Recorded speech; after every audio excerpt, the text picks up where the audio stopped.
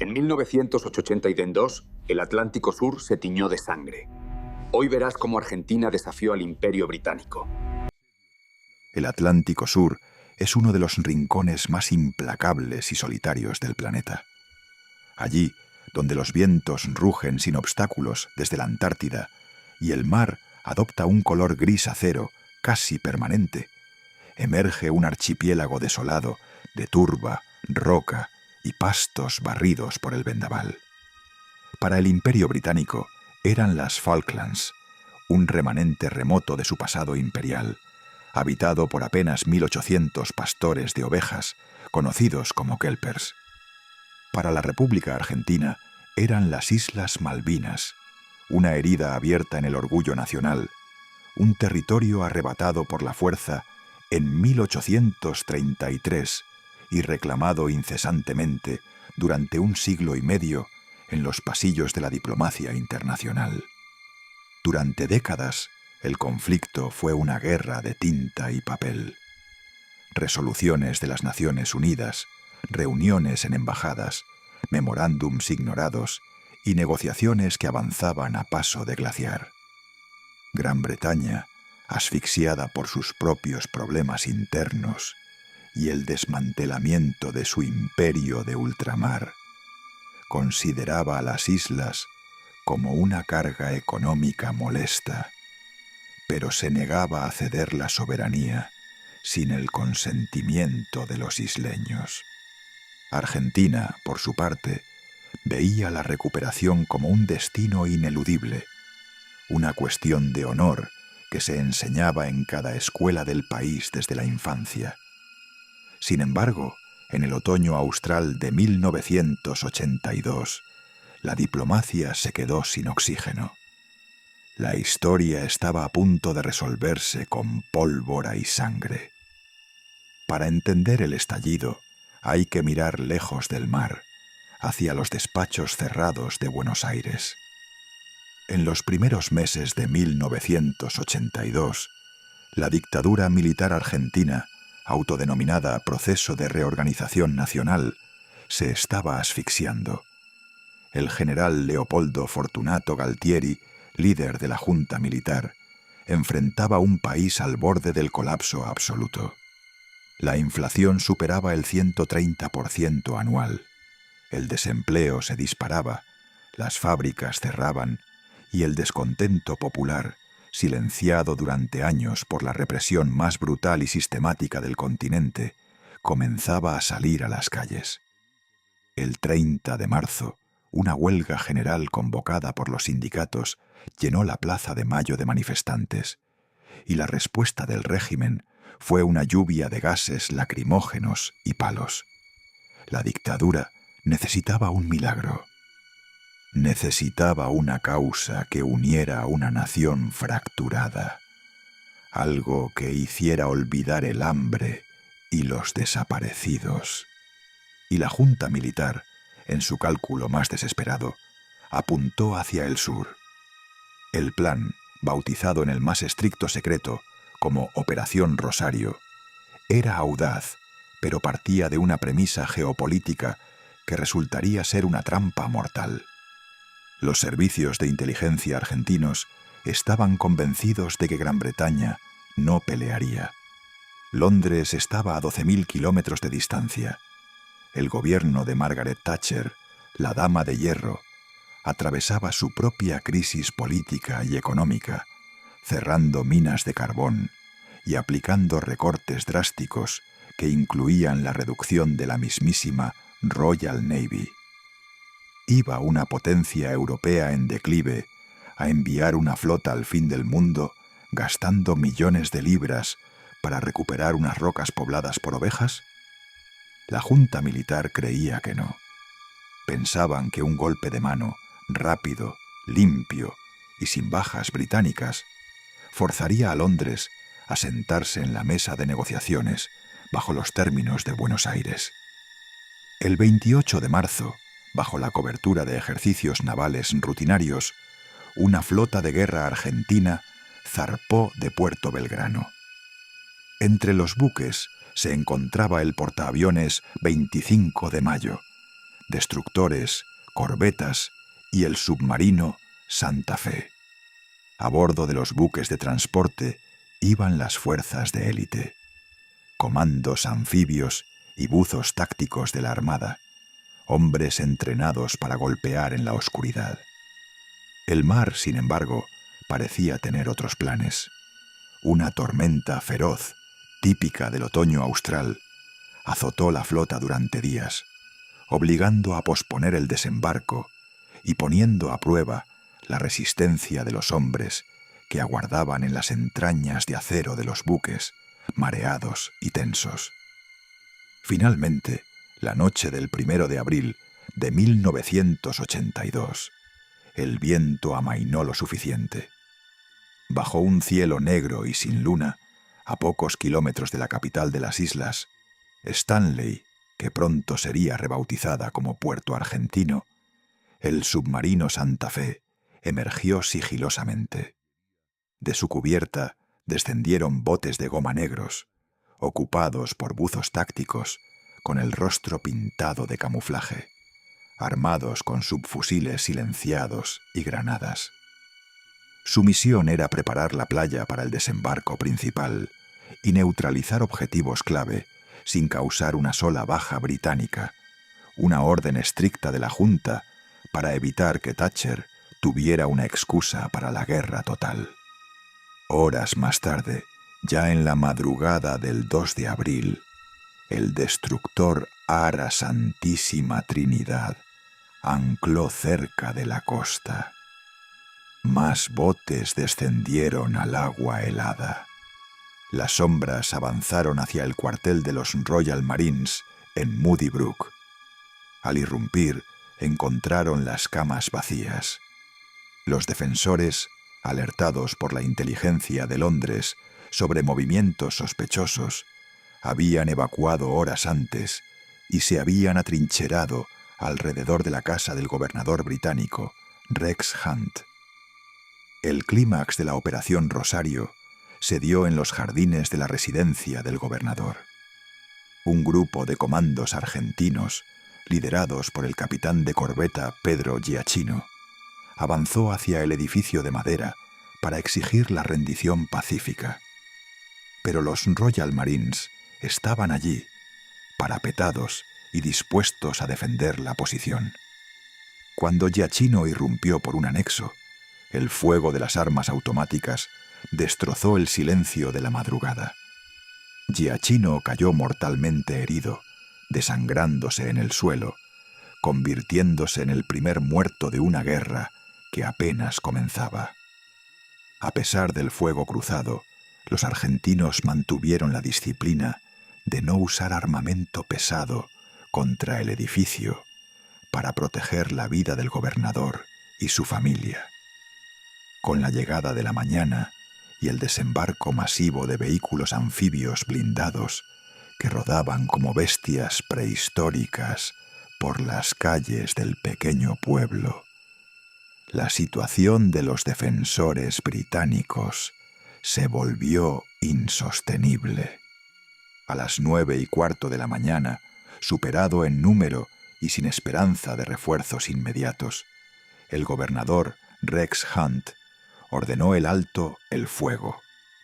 Las cámaras de los periodistas que acompañaban a las fuerzas argentinas capturaron la imagen que daría la vuelta al mundo.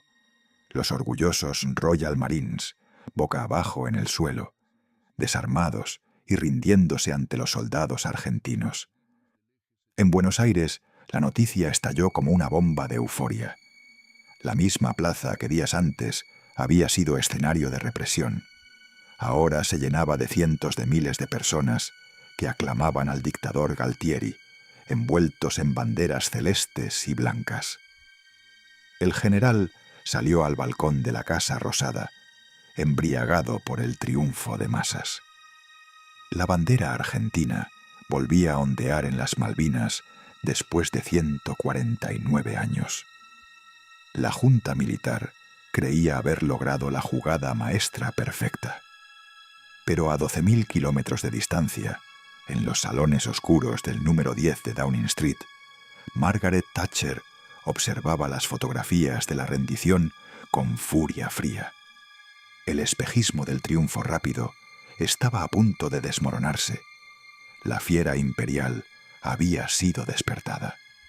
Mientras la euforia se apoderaba de las calles de Buenos Aires, el mundo observaba atónito la audacia argentina.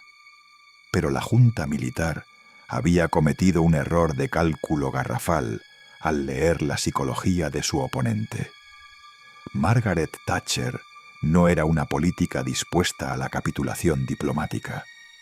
Para ella, la invasión no era una disputa territorial, sino un acto de agresión desnuda contra la soberanía británica y el derecho de autodeterminación de los isleños. Aceptar el hecho consumado sería el fin de su gobierno y un golpe mortal al prestigio del Reino Unido en la escena internacional. La respuesta de la Dama de Hierro fue inmediata, fría y letal. Las islas son británicas y serán recuperadas. Por la diplomacia, si es posible, por la fuerza, si es necesario. El 3 de abril, apenas 24 horas después del desembarco argentino, el Consejo de Seguridad de las Naciones Unidas, bajo una intensa presión diplomática británica, aprobó la resolución 502.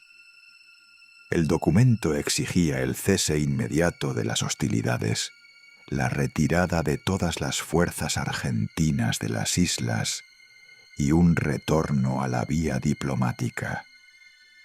Fue un triunfo diplomático crucial para Londres, que legitimaba cualquier acción futura como una respuesta de autodefensa.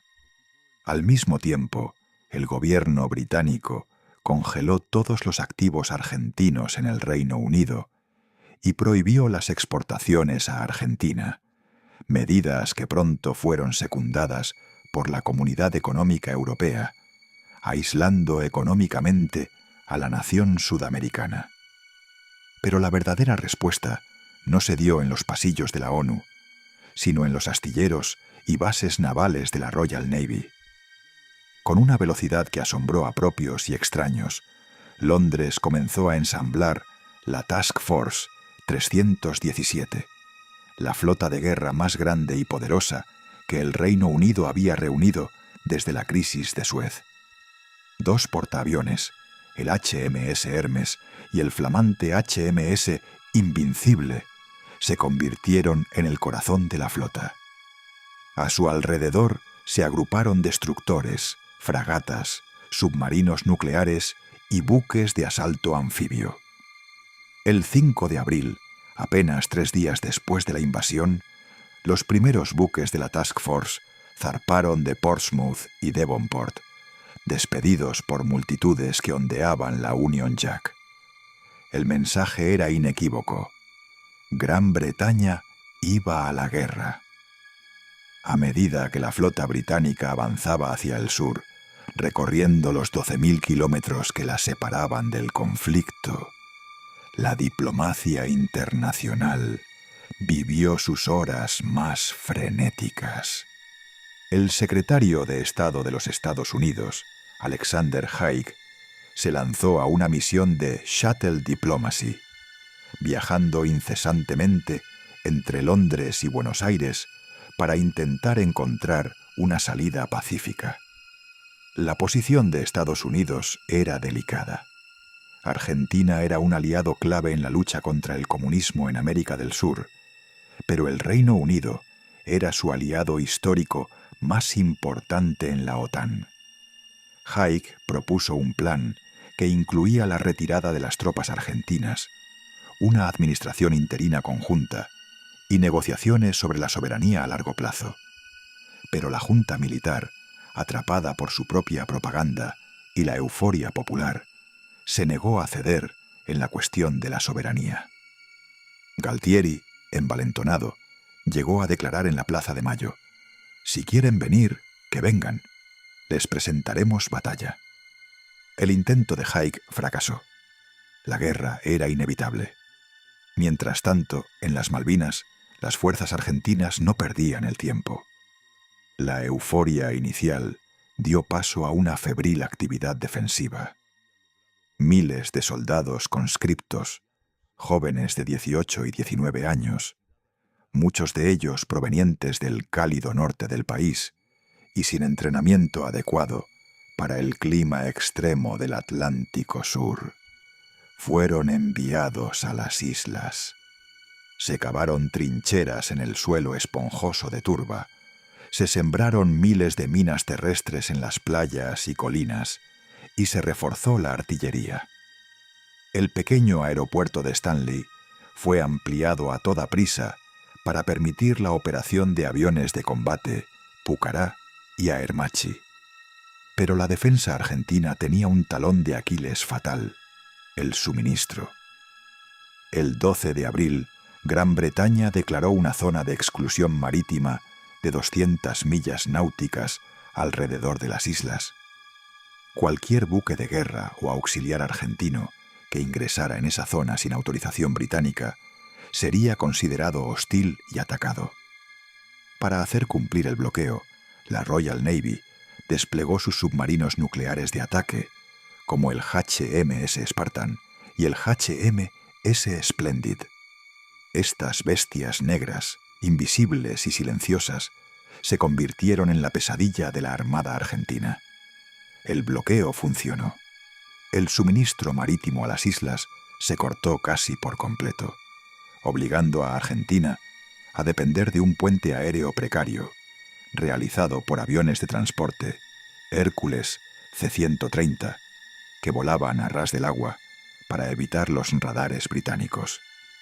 Las Malvinas se estaban convirtiendo en una prisión sitiada para los 10.000 soldados argentinos que aguardaban el ataque imperial. El tiempo del Leviatán había comenzado. El 1 de mayo de 1982, el silencio gélido del Atlántico Sur se rompió definitivamente. A las 4:40 de la madrugada, un bombardero Vulcan de la Royal Navy, tras realizar un vuelo épico de 16 horas desde la isla de Ascensión, soltó su carga sobre la pista de aterrizaje de Puerto Argentino. Fue el inicio de las hostilidades abiertas. Sin embargo, el verdadero horror, aquel que marcaría un punto de no retorno en la psique de ambas naciones, llegaría apenas 24 horas después, fuera de la zona de exclusión declarada por los propios británicos. El 2 de mayo, el crucero Ara General Belgrano, una reliquia de la Segunda Guerra Mundial que había sobrevivido al ataque de Pearl Harbor bajo bandera estadounidense, navegaba hacia el oeste, alejándose de las islas.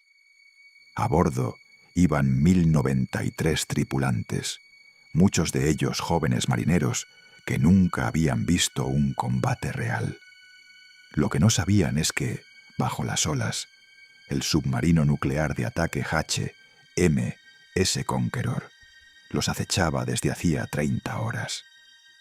Tras recibir órdenes directas del gabinete de guerra de Margaret Thatcher, el comandante británico disparó 3 torpedos convencionales. 2 de ellos impactaron en la estructura del Belgrano. La explosión fue devastadora. El primer torpedo arrancó la proa del buque, mientras que el segundo penetró en el centro, destruyendo el sistema eléctrico y sumergiendo las cubiertas inferiores en una oscuridad absoluta, llena de humo tóxico y vapor hirviendo. En apenas una hora, el gigante de acero se inclinó hacia babor. ¡Viva la patria!, gritaban algunos marineros mientras se lanzaban a las balsas en medio de un mar embravecido y una temperatura de varios grados bajo cero. 323 hombres perdieron la vida, la mayoría de ellos atrapados en las entrañas del buque o congelados en las balsas de salvamento. El hundimiento del Belgrano fue un trauma nacional para Argentina y retiró definitivamente a la flota de superficie argentina hacia sus bases, dejando la defensa de las islas casi exclusivamente en manos de su aviación. Pero Argentina no se quedaría de brazos cruzados. El orgullo herido de la nación se transformó en una furia técnica y valiente que asombraría al mundo. El 4 de mayo, 2 aviones Superetendard de la Armada Argentina despegaron de la base de Río Grande. Volando a ras del agua, casi rozando las crestas de las olas para evitar los radares enemigos, los pilotos argentinos ejecutaron una maniobra de precisión quirúrgica. A pocos kilómetros de la flota británica, los radares de los aviones se encendieron por apenas unos segundos.